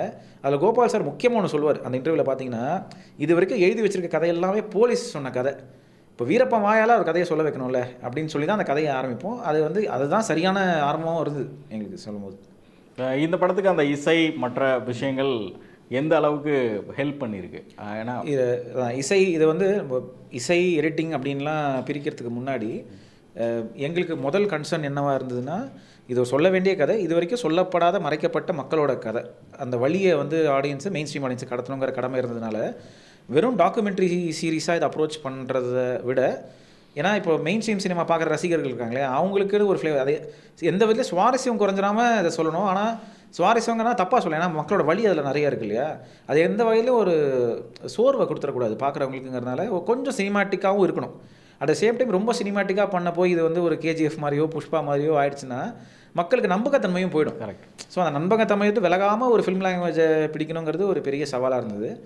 அட் த சேம் டைம் இப்போ மியூசிக் பற்றி இதில் பேசும்போது என்னென்னா, இந்த ஃபார்மேட் வந்து இன்னும் நம்ம சினிமாவில் டெக்னீஷியன்ஸாகவும் நம்ம எல்லாருக்கும் பழக்கப்பட்டதில்லை. ஒரு டேரக்டராக எனக்குமே இந்த ஃபார்மேட் புது ஃபார்மேட். ஏன்னா ஃபிக்ஷனுக்கு ஸ்க்ரீன் ப்ளே எழுதுவோம், ஃபிக்ஷனுக்கு போய் ஷூட் பண்ணுவோம், அங்கே எங்கே கேமரா வைக்கலாம், எந்த மாதிரி வசனம் வைக்கலாம், அதுக்கு எந்த மாதிரியான கோணங்களில் எடுக்கலாம், எப்படி இசையமைக்கலாங்கிறதுலாம் நம்ம கையில் இருக்கு இல்லையா. இங்கே ஏதாவது நாங்கள் கொஞ்சம் வித்தியாசமாக பண்ண முற்பட்டுட்டா நாங்கள் சொல்ல வர கதை வந்து வேற ஒரு கதையாக மாறிடும். இப்போ எல்லாருமே ஜென்ரலாக பார்த்தவங்க சொல்கிறது என்னென்னா, எந்த சார்புமே இல்லாமல் நடந்ததை நீங்கள் காட்டியிருக்கீங்க, ஆடியன்ஸ் என்ன வேணுமோ முடிவு பண்ணிக்கோங்கிற மாதிரி இந்த டாக்குமெண்ட்ரி இருக்குதுன்னு சொல்கிறது ஒரு பெரிய பாராட்டாக நான் பார்க்குறேன். அப்படி இருக்கும்போது இசையோ எடிட்டிங்கோ கேமரா கோணங்களோ எந்த வகையிலுமே வந்து இதை வீரப்பன் நல்ல ஹீரோவாக பூஸ்ட் பண்ணுறதோ இல்லை வீரப்பன் வந்து வில்லனாக பூஸ்ட் பண்ணுற வேலையோ செய்யாமல் அந்த கதையை பிரதானப்படுத்தி அதுக்கு சப்போர்ட் சேர்க்குற மாதிரி இருக்கணுங்கிறதுல ஒரு முடிவு எடுத்தோம். அப்படி தேடும் போது நாங்கள் நிறைய இசையமைப்பாளர்களை சந்தித்தோம், அவங்ககிட்டருந்து சில ட்ராக்ஸ் எல்லாம் வந்துச்சு. ஆனால் அவங்க எல்லாருமே அந்த ஃபிக்ஷன் சினிமாவுக்கு ஸ்கோர் பண்ணி பழகினவங்க. இந்த ஃபார்மேட்டுக்கு அவங்களால பண்ண வரலன்னு சொல்ல முடியாது, அது செட் ஆக மாட்டேங்குது ஏதோ ஒரு வகையில். அப்போ கடைசியாக ப்ராஜெக்ட் ரிலீஸ் டேட் நெருங்கிட்டே இருக்கும் போது தான் நாங்கள் சதீஷ் ரங்கன் இவரை மீட் பண்ணுறோம். இவரை மீட் பண்ண உடனே இவருக்கு இருந்த முதல் கன்ஸ்ட்ரெயின் வந்து டெட்லைன். இப்போ நீங்கள் பார்த்த எல்லாருமே அந்த மியூசிக் அவ்வளோ அப்ரிஷியேட் பண்ணுறாங்க. அந்த குவாலிட்டி ஆஃப் ஒர்க்கை தரத்துக்கு மினிமம் ஒரு 3 மாதம் 4 மாதம் எடுத்துப்பாங்க எந்த மியூசிக் கம்போஸராக இருந்தாலும். அந்த குறுகிய டைமில் அந்த 1.5 மாதம் ஒரு கிட்டத்தட்ட ஒரு 6 வாரத்தில் இந்த 6 எபிசோடுக்கும் அவர் ஸ்கோர் பண்ணி முடித்தது, இந்த குவாலிட்டியில் கொடுத்தது, அந்த விஷுவல்ஸ் எல்லாத்தையுமே வந்து ஒரு 10 மடங்கு எலிவேட் பண்ணி மேலே போயிடுச்சு. இன்ஃபேக்ட் அந்த எக்ஸ்பீரியன்ஸ் அவர் சொன்னார். அது எப்படிங்க சாத்தியமாச்சு குறுகிய காலத்தில்? அதுதான் இருக்கிறதுலே பெரிய சேலஞ்ச் அதுவாக தான் இருந்துச்சு. நான் வந்து கிட்டத்தட்ட 1.5 மாதமாக ஒன்றும் இருக்குது டெட்லைனுக்கு, இப்போ ப்ரொடக்ஷனுக்கு வந்து ஜீக்கு கொடுக்கறதுக்கு. ஸோ ரொம்ப லாஸ்ட் மினிட்ல எனக்கு ஷாம்ன்றவர் ஜீலேருந்து அவர் எனக்கு ஃபோன் பண்ணி இந்த மாதிரி ஒரு ப்ராஜெக்ட் இருக்குது பண்ண முடியுமா அப்படின்னு கேட்டார். சரி ஓகேன்னு சொல்லிட்டு, ஏன் நான் வந்து ஸ்கூலில் படித்தபோது வீரப்பனை பற்றி கேள்விப்பட்டது தான். ஸோ அதுக்கப்புறம் வீரப்பன் அப்படின்னு சொன்னபோது நமக்கு தெரிஞ்ச வீரப்பன்னா சந்தன கடத்துறவர், பெரிய மீசையை வச்சுருப்பார். அப்புறம் நல்லா அவர் இறந்தபோது ஒரு 2 நாள் நியூஸ் ஓடிச்சு. இவ்வளோ தான் நமக்கு வீரப்பனை பற்றி தெரியும். அதுக்கு மேலே இத்தனைக்கும் நான் ஸ்கூல் படிக்கும்போது இந்த யானை தந்தெல்லாம் கூட எனக்கு தெரியாது. சந்தன கடத்தல் வீரப்பன்ற அந்த முழு பேர் இருக்கிறதுனால அந்த சந்தன கடத்தல்னு தெரியும். தவிர ராஜ்குமார் அவரை கடத்தி வச்சது தெரியும். ஸோ இவங்க வீரப்பன்னு சொன்னபோது எனக்கு என்ன வரப்போகுதுன்னு தெரியாது. அதுக்கு வந்து அது தீரன் தான் ப்ரொடக்ஷன்றதும் எனக்கு தெரியாது. ஓகே. ஸோ இந்த மாதிரி டேப்ஸ் இவங்கள்ட்ட இது மாதிரி எதுவுமே எனக்கு தெரியாது. தவிர இதுக்கு முன்னாடி வந்த எந்த படங்களோ வெப் சீரிஸோ எதுவுமே நான் அது வரைக்கும் பார்த்ததில்ல. ஓகே. ஸோ வீரப்பன்ற மீசையை வச்சிருக்கிறவரை பற்றி ஒரு கண்டென்ட் வருதுன்னு தான் தெரியும். அது வீரப்பன்னே அதில் இருப்பாருன்றது கண்டிப்பாக நினச்சி பார்க்கல. வீரப்பன் மாதிரி யாரும் நடிச்சிருப்பாங்கன்றது ஒரு எதிர்பார்ப்பு தான். ஏன்னா மத்தியானம் பேசுகிறாரு, சாயங்காலம் வந்து எனக்கு ஃபுட்டேஜ் அனுப்புகிறாரு. ஏன்னா அவ்வளோ ஒரு டைட்டான சுச்சுவேஷனில் அவங்களும் இருந்தாங்க. எனக்கும் வந்து இந்த விஷயம் தெரிஞ்ச உடனே வந்து சரி ஓகேன்னு சொல்லிட்டு அந்த ஃபுட்டேஜை வந்து ஷாம்ன்றவர் அவர் எடுத்துகிட்டு வராரு என் ஸ்டுடியோவுக்கு. நான் இப்போ ஒன்றுன்னா பார்க்குறேன். பார்க்க தான் எனக்கு வந்து இது வேறு மாதிரியான ஏன்னா முதல்ல அவர் எடுத்தோடனே வந்து கோபால் சார் வந்து வீரப்பன் வாயால் கேட்கணும் இல்லையா அப்படின்னு சொன்னபோது அதாவது அப்படின்னு ஆரம்பிப்பார் அவர். அது ஆரம்பிக்கிற போது தான் நிஜமாக வீரப்பன் பேசுகிறத நம்ம பார்க்க போகிறோன்றதே அப்போ தான் எனக்கு தெரியுது. ஏன்னா அது வரைக்கும் எனக்கு எதுவுமே சொல்லலை என்னன்றது.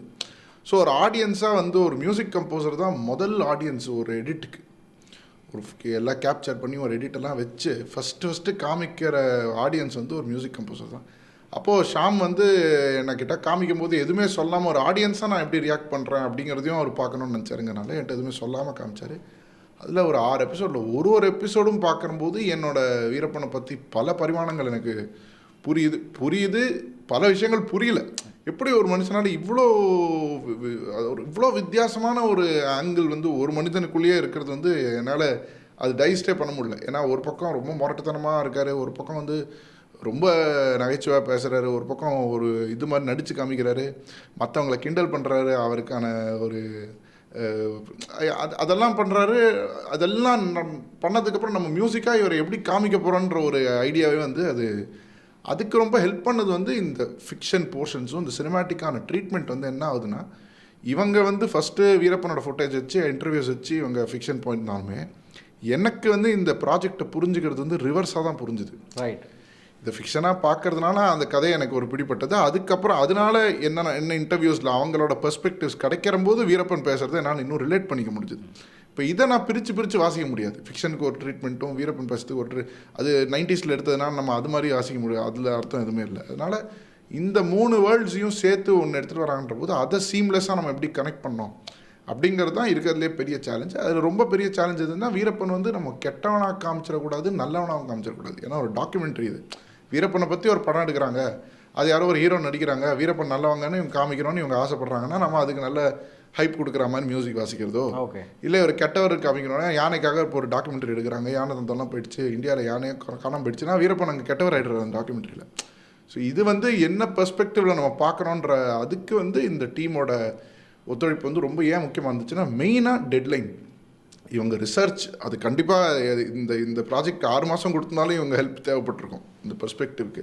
பட் 1.5 monthsன்ற போது இன்னும் டைட்டான ஒரு டெட்லைன்ங்கனால ஸ்டூடியோவில் வந்து எல்லாருமே ஸ்டூடியோவில் இருப்பாங்க. ரைட்டர்ஸ், டிரெக்டர், Z5லேருந்து ஷாம், பிரசாந்த் எல்லாருமே இருப்பாங்க ஸ்டூடியோவில். ஸோ ஒரு எபிசோட் முடிக்க காமிக்க எனக்கும் முதல் எபிசோடுக்கு ஒரு 10 நாள் மாதிரி வேணும்னு கேட்டிருந்தேன். அது வந்து ஒரு எபிசோட் பிடிச்சதுக்கப்புறம் அவங்களுக்கும் அந்த சாட்டிஸ்ஃபேக்ஷன் இருக்குன்றது நமக்கு புரிஞ்சதுக்கப்புறம் நமக்கு ஒரு பிடி கிடைக்குதான்றது நம்ம, ஏன்னா கம்மி டைமில் ஒர்க் பண்ணுறோம் இல்லையா. ஸோ அதனால் அது புரிஞ்சதுக்கப்புறம் ஒரு ஃப்ளோவில் அப்படி போய் அது ஒரு விதமாக வந்திருக்குன்னு நினைக்கிறேன். ஓகே. ஒரு நாணயத்துக்கு 2 பக்கங்கள் இருக்கும் அப்படின்னு சொல்லுவாங்க. ஒரு நாணயத்துடைய 2 இந்த கதையை இந்த சீரீஸை பொறுத்த வரைக்கும், ஆவணப்படத்தை பொறுத்த வரைக்கும் 2 பக்கங்களையும் சரியாக காட்டியிருக்கோம் அப்படின்னு ஒரு கிரியேட்டராக உங்களுக்கு திருப்தி இருக்கா?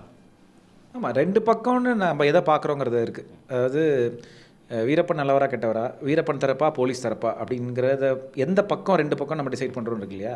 நாங்கள் டிசைட் பண்ண 2 பக்கம் வந்து 2 பக்கம் கூட சொல்ல முடியாது. வீரப்பன் அவர்களின் கதை மூலமாக மக்களோட கதையை சொல்லணும். ஏன்னா அந்த கதை தான் இது வரைக்கும் யாருமே சொல்லலை. இப்போ வெளியே மற்ற சீரீஸ் எல்லாரும் பார்த்தீங்கன்னா போலீஸோட பெர்ஸ்பெக்டிவ்ஸ் நிறையா வந்துடுச்சு. போலீஸ் சொல்ல நினச்ச கதைகள் நிறைய சொல்லிட்டாங்க. ப்ளஸ் அங்கே இருந்த நிறைய ரிப்போர்ட்டர்ஸ் அவங்கவுங்க யூடியூப் சேனல்ஸில் அவங்கவுங்க ஒரு கதையை சொல்லிகிட்டு இருக்காங்க. ஆனால் யாருமே இந்த ஒர்க் ஷாப்பில் இந்த மக்களுக்கு நடந்த துன்பத்தை பற்றி சொல்லவே இல்லை. ஓகே. அதுதான் எங்களுக்கு பிரதானமாக பட்டுது. நீங்கள் இந்த கதையோட இது போக்கே பார்த்தீங்கன்னா வீரப்பனுடைய பர்சனல் கதையாக இருக்கும். ஃபஸ்ட்டு பார்த்தீங்கன்னா அவர் யானத்தந்தம் பண்ணுவார், அதனால் ஒரு தொழில் பகை, அதனால் ஒரு அரசியல் ஈடுபாடு, அங்கே ஒரு கொலை நடக்குது, அரசியல் கொலை ஒன்று நடக்குது. அதுக்கப்புறம் அவர் தலைமறை வராரு, ஒரு போலீஸ் கிட்ட மாட்டுறாரு, அவர் என்கவுண்டர் பண்ணலாம்னு நினச்சதுனால தப்பிச்சு போயிடுறாரு. அப்புறம் அவருக்கும் இவருக்குமே ஒரு ஸ்ரீனிவாஸ் எஸ்எஸ் வீரப்பன் மாதிரி அது கிட்டத்தட்ட மாறுது. எல்லாமே பர்சனல் ஸ்பேஸில் இருக்குது வீரப்பனுக்கு. ஆனால் எப்போ ஒரு காவேரி பிரச்சனைன்னு வருது, ராமாபுரம் ஸ்டேஷனை போய் அதுக்காக அடிக்கிறாருன்னும் போது கொஞ்சம் அந்த பிரச்சனை வந்து சொசைட்டல் பிரச்சனையாக மாற ஆரம்பிக்குது. அப்புறம் 2 மாநிலமும் தேடக்கூடிய அளவுக்கு ஒரு பெரிய ஆளாக தலைக்கு விளை வைக்கிறாங்க. ஆமாம், இந்த மாதிரி ஆளாக போயிட்டு இருக்க கதை அந்த 3வது எபிசோட் முடியும் போது பார்த்தீங்கன்னா இவருக்கு வந்து ஒரு அதிகாரி மேலே ஒரு கோபம் எழுது. ஏன்னா அவர் மக்களை துன்புறுத்துறாரு, ஆடுகளை திருடுறாருங்கிற கோபத்தினால அவருக்கு குறி வைக்கிறவர் அதில் தின வேலைக்கு போகிற ஒரு புள்ளியில் 2 பேரும் இங்கே கிராமத்தில் இருக்கவங்க 1000 ஆடுன்னு சொல்லுவாங்க, அவரும் 1000 ஆடுன்னு சொல்லுவார். அது கிட்டத்தட்ட உண்மைக்கு நெருக்கமாக நீங்கள் ட்ராவல் பண்ணிருக்கீங்க அப்படின்னு. ஆமாம், அது மாதிரி கடைசியில் பார்த்தீங்கன்னா அந்த பாம் பிளாஸ்ட்டில் ஒரு டிரைவருடைய மகள் அவங்க பேசுவாங்க, ஜீப் டிரைவர், அவர் வேன் டிரைவரோட மகள் பேசுவாங்க. அவர் எந்த தப்புமே பண்ணல, போலீஸுங்கிறது அவருடைய வேலை, அவர் டெய்லி அங்கே போயிட்டு வராரு, அவர் எந்த விதமான தவறுகளும் செஞ்சிருக்க வாய்ப்பு இல்லை. அவங்க மகளுமே ஒரு தந்தை இழந்திருக்காங்க வீரப்பனுடைய செயலாளர்னும் போது கதை மெதுவாக வீரப்பன் கிட்டேருந்து மக்களை நோக்கி நகருது. 4வது எபிசோட் பார்த்தீங்கன்னா வீரப்பன் தேர்தல் வேட்டைங்கிற பேரில் மக்கள் எவ்வளோ வன்கொடுமைகளை சந்திச்சாங்க, சொல்ல முடியாத துயரங்களுக்கு எப்படி அவங்க ஆளாக்கப்பட்டாங்கிற கதை வந்ததுக்கப்புறம் அது வீரப்பன் கதையிலேருந்து நகர்ந்துடும் கதை. ஸோ எங்களுக்கு 2 பக்கங்களை தாண்டி சொல்லப்படாத இந்த மக்கள் கதை இருக்கு இல்லையா. ஏன்னா இப்போ கூட நம்ம பார்த்தீங்கன்னா மணிப்பூரில் எத்தனையோ விஷயங்கள் நடந்துகிட்ருக்கு, நம்ம யாருக்கும் என்ன நடக்குதுன்னு தெரியாது. தெரிஞ்சாலும் அதை பற்றி நிறைய பேர் மெயின் ஸ்ட்ரீம் மீடியாவில் பேசுகிறது இல்லை. காசா பாலஸ்தீனில் வார் போயிட்டுருக்கு, குழந்தைகள் கொல்லப்படுறாங்க, ஆஸ்பத்திரி மேலே பாம்பு போடுறாங்கன்னு இவ்வளோ விஷயம் நடந்துகிட்டு இருக்கு இல்லையா. இவ்வளோ விஷயங்களை கனெக்ட் பண்ணுறீங்கல்ல. வீரப்பன் விஷயத்தில் அரசு கொடுத்த நெருக்கடின்னு போலீஸ்க்கு ஒரு டைம் ஃபிக்ஸ் பண்ணியிருப்பாங்க, இந்த டைமுக்குள்ளே அவரை கொண்டு வரணும் அப்படின்னு. அரசு ஒரு நெருக்கடி வந்து அதிகாரிகளுக்கு கொடுத்துட்டே இருக்கும். அந்த நெருக்கடி காரணம் இல்லையா? எவ்வளோ நெருக்கடிகள் இருந்தாலும் எந்த பெண்ணையும் கற்பழிக்கிறதுக்கான அதிகாரம் யாருக்குமே கிடையாது. எங்களோட பாயிண்ட் என்னென்னா, வீரப்பனே பிடிபட்டாலும் வீரப்பனை நீங்கள் துன்புறுத்த முடியாது. நீங்கள் லீகலாக கோர்ட்டுக்கு கொண்டு போனால் அதுக்கான தண்டனையார் வாங்கி கொடுக்குமே தவிர இந்த இதை யார் பண்ணுறதுக்கான அதிகாரமே அதில் இல்லை. அது இன்ஃபேக்ட் தமையந்திங்கிற ஒரு லாயர் வந்து ரொம்ப அழகாக சொல்லுவாங்க, வீரப்பன் எங்கேயாவது இதை பண்ணாரா, ஆனால் வீரப்பனை தேடுறேன்னு போகிற போலீஸ் வந்து எப்படி இதை பண்ணலான்னு அவங்க ஒரு விஷயம் சொல்லுவாங்க. அதுதான் அந்த அரசுகளோட அணுகுமுறை பற்றி நம்ம பேசியிருந்தோம் இல்லையா, அதுதான் இதில் மாறுபடுது. இப்போ நெருக்கடி கொடுத்து இந்த டேட்டுக்குள்ளே நீங்கள் பிடிங்க, இத்தனை நாட்களுக்குள்ளே பிடிங்க, இத்தனை மாதத்துக்குள்ளே பிடிங்க அப்படின்றத நெருக்கடி வந்து அங்கே ஒரு ப்ரெஷராக பில்ட் ஆகுது. அந்த ப்ரெஷரில் வந்து அவங்களுக்கு காடு வந்து முழுக்க அவங்க ஒரு பிளைண்டாக இருக்கிறாங்க. போலீஸ் வந்து அந்த படை வந்து எங்கேருந்து தொடங்குறது எங்கேருந்து முடிக்கிறதுன்னு அவங்களுக்கு தெரியல. அப்போ ஒரு அவங்களுக்கு அந்த காட்டை பற்றி தெரியாது. கூட இருக்கிறவங்களை இழக்கும்போது இன்னும் அந்த வெறி அதிகமாகுது, கோபம் வெறியாகி அது அதிகமாகுது. ஆனால் அது எந்த எக்ஸ்ட்ரீம் போனாலும், சரத் சொன்ன மாதிரி தான், நானும் அந்த நிலைப்பாடு தான் எங்கள் டீமுக்கு. எந்த எக்ஸ்ட்ரீம் போனாலும் நீங்கள் வந்து இந்த தவறுகள் பண்ணக்கூடாதுல்ல. இப்போ காவல்துறை வந்து மக்களை காப்பாற்ற கடமைப்பட்ட துறை. ஆமாம், வீரப்பன் வந்து காப்பாற்ற கடமைப்பட்டவர் கிடையாது. ஆனால் மக்கள் வந்து வீரப்பனை நம்பினாங்க, காவல்துறையை பார்த்து பயப்பட்டாங்க. அப்படின்றது ஒரு ஃபெயிலியராக தான் நாங்கள் பார்க்குறோம். இன்னொரு விஷயம், உங்கள் 2 பேர்த்த விட்டு அவருக்கு 2வது சீரீஸில் என்னென்ன சார் வரும்? அது நாங்கள் சொல்லக்கூடாது. இல்லை, இந்த இதுலேயே வந்து ஒரு முக்கியமான ஆள் வந்து இல்லை, ஃபஸ்ட்டு இந்த எபிசோட், இந்த 6 எபிசோடு வந்து பயங்கரமாக வரவேற்பு, ஒரு பக்கம் வரவேற்பு, அடுத்து என்ன வரப்போகுதுங்கிற எதிர்பார்ப்பு இருக்குது. நீங்கள் சொல்ல முடிஞ்ச விஷயத்த சொல்லலாம். எங்களுக்கே இன்னும் அது என்ன சார், முதல்வன் படத்தில் தண்ணி குடிக்கிற சீன் மாதிரி சொல்லுங்க.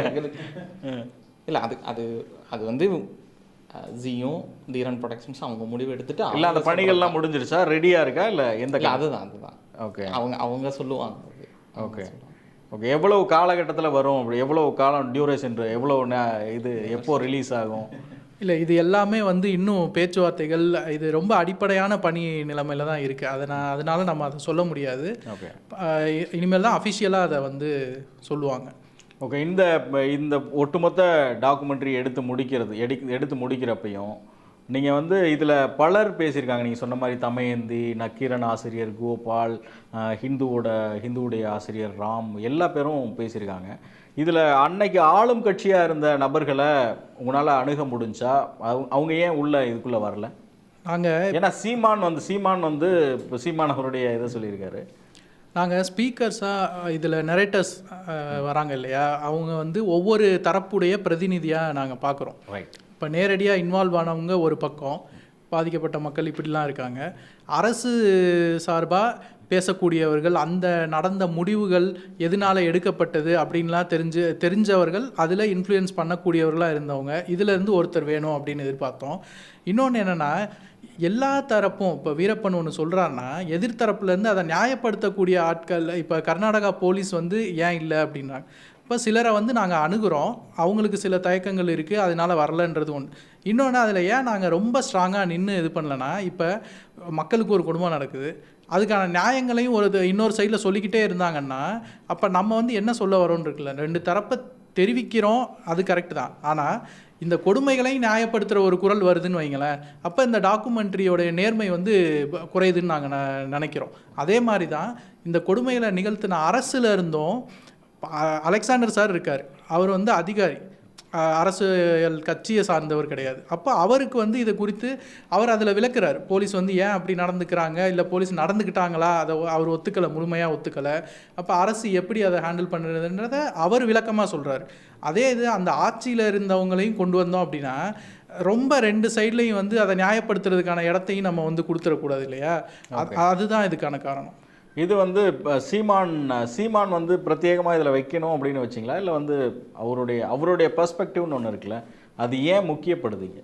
இதில் நான் சொன்ன மாதிரி தான், ஸ்பீக்கர்ஸ் வந்து நேரடியாக இன்வால்வ் ஆனவங்க ஒன்று, இன்னொன்று இன்டலெக்சுவல்ஸாக அந்த சமயத்தை கவனித்தவங்க ஒரு பகுதி இருப்பாங்க. இப்போ அதுதான் வந்து என்ராம் சார் ஆகட்டும், பாப்பா மோகன் சார் ஆகட்டும், மோகன்குமார் தோழர் அவங்க இருப்பாங்க.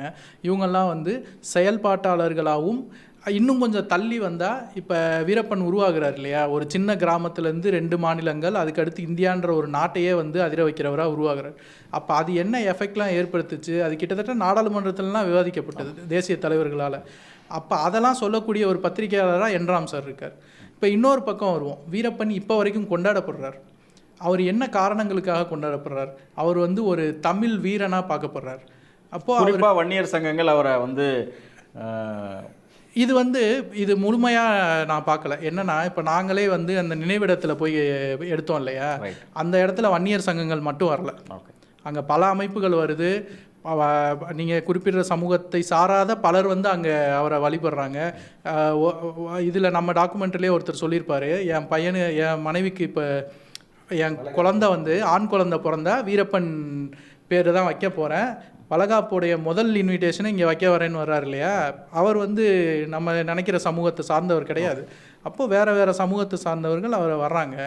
அப்போ ஒரு தமிழராக இவரை கொண்டாடுறதுக்கு பின்னாடி உள்ள நியாயங்கள் இருக்கும்ல, அப்போ அந்த நியாயங்களை அந்த கொண்டாடுற அமைப்புகளை சார்ந்த ஒருத்தர் வேணும், அவர் முக்கியமானவராக இருக்கணும், அவர் அந்த கருத்துக்கள் அந்த நியாயங்களை விளக்கக்கூடியவராக, அதன் மேலே உள்ள பார்வை.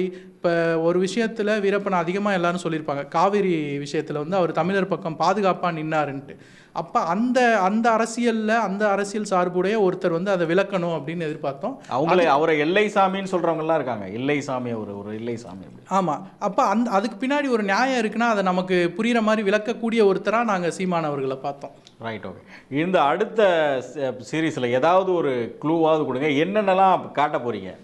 நாங்கள் அதுக்கு ஒரு ட்ரெய்லர் மாதிரி கடைசியில் வச்சுருப்போம். என்னென்னா, இது எல்லாருக்குமே ஜென்ரலாக தெரிஞ்ச நிறைய செய்திகள் இருக்கு இல்லையா. இந்த சீரீஸை 2ஆக பிரித்ததுக்கான காரணமே, இப்போ நீங்கள் பார்த்த முடிவு வந்து ஒரு சரியான மிட் பாயிண்ட்டாக இருக்கும். பார்த்தீங்கன்னா, இது வரைக்கும் வளர்ந்து வந்த வீரப்பன் இந்த இடத்துல ஏதோ ஒரு வகையில் அவர் கதைக்கு முற்றுப்புள்ளி வச்சுருக்கணும் அரசாங்கம். ஏன்னா அவரே சரணடைய ரெடியாக இருக்கார். அவரோட டிமாண்ட்ஸ் நியாயமற்றதாங்கிறது வேற ஒரு விவாதம்.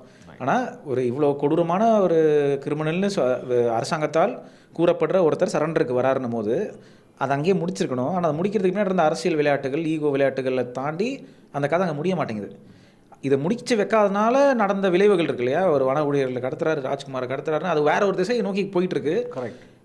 அதெல்லாம் தான் வரப்போகுதுங்கிறது நீங்கள் ஓரளவுக்கு யூகிச்சிக்கலாம். நாங்கள் காட்டின அந்த ஸ்னிப்பெட், 6th எபிசோடோட ஸ்னிப்பெட்லேயே தெரிஞ்சிடும் அதுதான் வரப்போகுது. அது இன்னும் நக்கீரனோட குழு வந்து இறங்கி ஆராய்ச்சி செஞ்சு அதில் இருக்க உண்மைத்தன்மையும் சொல்லப்படாத கதைகள் என்னென்ன இருக்குங்கிறத தேடி எக்ஸ்க்ளூசிவ் இந்த மாதிரி டேப்ஸ் இருக்கலாம். இன்னும் நாங்கள் கலை ஆய்வு இன்னும் நிறைய செய்யணும். அதை செஞ்சு அதில் இருக்க உண்மைத்தன்மையையும் இன்னும் எவ்வளோக்கு எவ்வளோ சொல்லப்படாத கதைகள் இருக்குங்கிறது கொண்டு வரணும் இல்லையா. இப்போ இதில் நீங்கள் பார்த்த நிறைய சொல்லப்படாத கதைகள் இருந்த மாதிரி அதுலேயும் சொல்லப்படாத கதைகள்லாம் கொண்டு வரணும். அதுவும் நிறைய வேலை. கேரக்டரோட ஃபேஸை கூட ரிவீல் பண்ணல, அந்த முகமே வந்து ஒரு வித்தியாசமாக நீங்கள் இப்போ ஒரு இயக்குனர் அப்படிங்கும்போது ஒரு முகத்தை எவ்வளோ ஸ்டடி பண்ணுவீங்கன்னு தெரியும். அந்த முகத்தை பின்னும் வந்து நடிக்கிறவரோட கேரக்டரை ரிவீல் பண்ணல, என்ன ஏதாவது பிரத்யேக? அது முக்கியமான காரணம் வந்து வீரப்பனே கேமரா முன்னாடி வந்து மக்கள்கிட்ட பேசுகிறாரு. ஓகே. அவர் பேசும்போது அவர் பேசுறதுக்கு சப்போர்ட்டாக தான் அங்கே விஷுவல் வச்சிருக்கோம், நான் முதலே சொன்னேன் இல்லையா. அதில் வந்து ஏதோ ஒரு வகையில் அந்த ஆக்டரை நம்ம காட்டிட்டோம்னா அங்கே ஒரு நடிகர் நடிச்சிட்டு இருக்காருன்னு தெரிஞ்சிடும். Right right. அந்த உண்மைத்தன்மை எவ்வளோக்கு எவ்வளோ கதைக்கு நெருக்கமாக ஆடியன்ஸை கொண்டு போக முடியும், எவ்வளோக்கு எவ்வளோ இம்மர்சிவாக ஒரு எக்ஸ்பீரியன்ஸை கொடுக்க முடியும் ஆடியன்ஸுக்குங்கிறது தான் அதோட முக்கியமான காரணம். அது இன்ஃபேக்ட் ஒரு பெரிய சேலஞ்சாகவுமே இருந்துச்சு. எனக்கும் வசந்துக்கும் நிறைய சண்டைகளே நடக்கும் ஷூட்டிங் ஸ்பாட்டில் வந்து. ஏன்னா நீங்கள் சொன்ன மாதிரி ஒரே கோணத்தில் காட்டிகிட்டே இருக்க முடியாது, பின்னாடி ஷார்ட்டே வச்சுட்டு இருக்க முடியாது, வேறு வேறு ஆங்கிள்ஸுக்கு போய் ஆகணும். அப்படி போகும்போது அவர் முகம் தெரியாத அளவுக்கு நமக்கு லைட்டிங் கண்டிஷன்ஸ் உதவணும். ஏன்னா ஒன்று ஏர்லி மார்னிங்காக இருக்கணும், இல்லை லேட் ஈவினிங்காக இருக்கணும். சிலுவெட் கிடச்சா தான் நமக்கு அந்த முகம் தெரியாது. அதையும் மீறி சில எமோஷனல் சீன்ஸில் முகம் தெரிஞ்சால் தான் அந்த சோகம் வெளிப்படுற மாதிரி காட்சிகளில் கூட முகம் தெரிஞ்சிடும். இவர் வந்து ஷரத் கொஞ்சம் முகம் தெரியுது, ஷரத் வேறு ஏதாவது பண்ணலாமான்லாம் கேட்பார். பட் அதையும் மீறி நாங்கள் முடிஞ்ச அளவுக்கு எங்கெல்லாம் கடைசியாக கலர் கரெக்ஷன்ஸ் பண்ணும்போது கூட இன்னும் அதை டீப் பண்ணி அவர் முகம் தெரியாமல் பார்த்துக்கிட்டது வந்து இப்போ நிறைய பேர் சொல்கிறாங்க. என்னென்னா எனக்கு ஃபஸ்ட்டு கமெண்ட் வந்து ஒரு மியூசிக் டேரக்டர்கிட்ட தான் வந்ததுன்னா, ஷரத் நான் வீரப்பனோட வீடியோ பார்த்துட்டே இருக்கேன், அதுக்கப்புறம் நீங்கள் ஷூட் பண்ணிருக்கிறது வந்து நான் வீரப்பன் தான் நினச்சிக்கிட்டு இருக்கேன். ஓகே. அது வந்து ஒரு நடிகர் நடிச்சிட்டு இருக்காருன்னே தெரியாத அளவுக்கு செம்ம ரியலிஸ்டிக்காக இருக்குது. நான் அப்படியே ஃப்ளோவில் தான் கதை பார்த்துட்டு இருக்கேன். எனக்கு எது வந்து நீங்கள் ஷூட் பண்ணது, எது வீரப்பன் பேசுகிறாரு, எது இன்டர்வியூனே தெரியாத அளவுக்கு அழகாக அது எடிட்டாகவே அழகாக பிளெண்ட் ஆயிருக்கு, மேக்கிங்காகவும் பிளெண்ட் ஆயிருக்குன்னு சொன்னார். இவர் தான் அந்த ஃபஸ்ட் கமெண்ட் சொன்னார். அதுவே எங்களுக்கு ஓரளவுக்கு ஜெயிச்சிட்ட சந்தோஷம் இருந்தது. இப்போ பார்க்குற எல்லாருமே அதை மென்ஷன் பண்ணி சொல்கிறாங்க. அந்த நாங்கள் எடுத்த சித்தரிக்கப்பட்ட காட்சிகள் எல்லாமே கதையோட்டத்தோடு அப்படியே இழைந்து வர்றது வந்து எங்களுக்கு அந்த முதல் எபிசோட முடியும் போது அவங்க அம்மா இறந்துட்டாங்கன்னு சொல்லிட்டு அர்ஜுனன் வந்து சொல்கிற போது தான் வந்து நம்ம ஆக்சுவலி இந்த இவன் நடிகரோட முகத்தை கொஞ்சம் நம்ம பார்ப்போம். ஏன்னா அந்த சோகம் அவங்க தெரியணுங்கிறதுனால. ஆனால் அது வரைக்கும் நம்ம அந்த 1வது எபிசோடை பார்த்து தாண்டி வந்திருக்கோம். அது வரைக்கும் அந்த மீசையை பேக் ஷாட்லேருந்து மீசையை யூஸ் பண்ணி அந்த மாதிரி பல விதமான ஃபீச்சர்ஸை யூஸ் பண்ணி கன்னை வந்து கோவத்தில் கண்ணை பிடிக்கிறது, இந்த மாதிரி கை தெரியும், அதே மாதிரி நீளமான விரல்கள். நல்ல இப்போ அது காஸ்டிங் டீம் வந்து ரொம்ப ஃபென்டாஸ்டிக் ஜாப் அவங்க பண்ணது. அதெல்லாம் பண்ணதுக்கப்புறம் நம்ம அவர் முகம் தெரிஞ்சால் கூட நம்மளுக்கு வந்து அது எந்த விதமான இதுவும் டிஸ்டர்ப் பண்ண மாட்டேங்குது. அதுதான் நான் ஷரத் சொன்னேன். அது எனக்கு நான் இந்த சீரீஸ் ரிலீஸ் ஆனதுக்கப்புறம் நிறைய பேர் என்கிட்ட இதே விஷயத்த சொன்னாங்க. அதுக்கப்புறம் 1-2 இடத்துல முகம் தெரியற போது எங்களுக்கு அது டிஸ்டர்ப் பண்ணல அப்படிங்கிறது. அப்படின்னா டிஓபியும் இந்த டீமும் அதுக்கேற்ற மாதிரி ஒர்க் பண்ணியிருக்காங்க. இறுதியாக என்னோட கேள்வி என்னென்னா, 2வது பார்ட் வருதுல்ல, பார்ட் வரும்போது அந்த என்கவுண்டரை பிளான் பண்ணுறாங்கல்ல, என்கவுண்டரை பிளான் பண்ணுறது ஆம்புலன்ஸுக்குள்ளே வச்சு அவருக்கு ஏற்கனவே விஷம் வச்சு கொண்டுட்டாங்க அப்படின்லாம் சொல்லுவாங்க. அதில் எவ்வளோ ரா ஃபுட்டேஜ் உங்களால் திரட்ட முடிஞ்சது? இதில் என்னெல்லாம் நடந்ததோ அது எல்லாமே வரப்போகுது. அதாவது நீங்கள் இதை ஸ்னிப்பட்டில் பார்த்த அந்த ராஜ்குமார் கடத்தலேருந்து எப்படியும் மரணம் வரைக்குமான காலகட்டம் வந்து வரதான் போகுது. அது எப்படி வரும் என்னன்றது எல்லாமே வந்து நாங்கள் இனிமேல் ஒர்க் பண்ணுவோம். கியூரியாசிட்டியோடே இருங்க, நாங்கள் அதில் ரிவீல் பண்ணுறோன்றீங்க. ஆமாம். இப்போ இந்த ஐடியா வந்து உருவான முதல் இடம் அப்படின்னு பார்த்தீங்கன்னா பிரபாவதி அவங்கள்ட்ட இருந்து தொடங்கின இந்த ஐடியா. அடுத்து ஜெயச்சந்திர அஷ்மி, இங்கே அவர் இல்லாதனால இவங்களை மென்ஷன் பண்ணுறோம். இதில் நம்ம நிறைய முடிவுகள் எடுத்தோம் இல்லையா. இப்போ இந்த முகம் காட்டாத முடிவுகள் வந்து எடுத்த சில முடிவுகளில் அதுவும் ஒன்று. இப்போ அது வந்து டைரக்ஷன் டீமுக்கு பெரிய சேலஞ்சாக இருந்தது. அதாவது நாங்கள் முதல்ல என்னென்ன முடிவுகள் எடுத்தோன்னா, இது வீரப்பன் கதையாக மட்டும் நின்றக்கூடாது, மக்களோட கதை வரணும் அப்படின்றது ஒன்று. அதுக்கடுத்து வீரப்பனோட முகத்தை நம்ம காட்டக்கூடாது, ஏன்னா அதை மேட்ச் பண்ண முடியாது, இப்போ ரீசன் சொன்னார் இல்லையா, அது ஒரு முடிவு. அடுத்து வசனங்களாக இதில் வந்துடக்கூடாது. இது எல்லாமே என்னென்னா அந்த உண்மையை அந்த வீரப்பன் கதையிலேருந்தோ மக்கள் கதையிலேருந்தோ விலகி போயிடக்கூடாதுன்றதுக்காக இதெல்லாமே முடிவெடுத்தோம். அதை அழகாக செயல்படுத்தினது வந்து ஷரத்து, டிஓபி, மியூசிக் டைரக்டர், எடிட்டர், இன்னும் சவுண்ட் எஃபெக்ட்ஸ்க்கு முக்கிய பங்கு இருக்குது. அவங்க எல்லாருக்குமே நன்றி சொல்லணும், பாராட்டணும். இதில் இன்னொரு கொஸ்டின் என்னென்னா, எல்லா விஷயங்களையும் உண்மைக்கு நெருக்கமாக ட்ராவல் பண்ணிட்டு வந்துட்டீங்க. இந்த அரசியல்வாதிகளுடைய பெயர்களெல்லாம் சொன்னால் என்ன, ஏன் மியூட் பண்ணிட்டீங்க? பயமா இல்லை வேணான்னு தவிர்க்க சொல்லிட்டாங்களா? இல்லை, பயம்னு சொல்லவே முடியாது. ஏன்னா தீரன் வந்து நக்கீரன்லேருந்து உருவானது. அப்போ இருந்தே இது சம்மந்தப்பட்ட எல்லா செய்திகளையும் ரொம்ப வெளிப்படையாக கொண்டு வந்திருக்கோம். இப்போது இது வந்து இன்னொரு தளத்தில் வரும்போது அதுக்கான சில லிமிட்டேஷன்ஸ் இருக்குது. இப்போ எங்களுடைய பெரிய நோக்கம் வந்து வேறு. இதில் மக்களோட கதை வரணுன்றது, இது சார்ந்த விவாதங்கள் திரும்ப தொடங்கணுன்றது, இது ஏன் சரணடைகிறது சாத்தியம் இல்லாமல் போச்சுன்ற இந்த பெரிய நோக்கங்களுக்கு சின்ன சின்ன விஷயங்கள் வந்து எந்த விதத்துலையும் தடையாக இருக்கக்கூடாது அப்படின்ற ஒரே நோக்கம்தான். மற்றபடி வேறு எதுவும். உங்களுடைய நேரத்தை ஒதுக்கி ரொம்ப வெளிப்படையாக பல கேள்விகளுக்கு பதிலளித்தமைக்கு மிக்க நன்றி. நன்றி.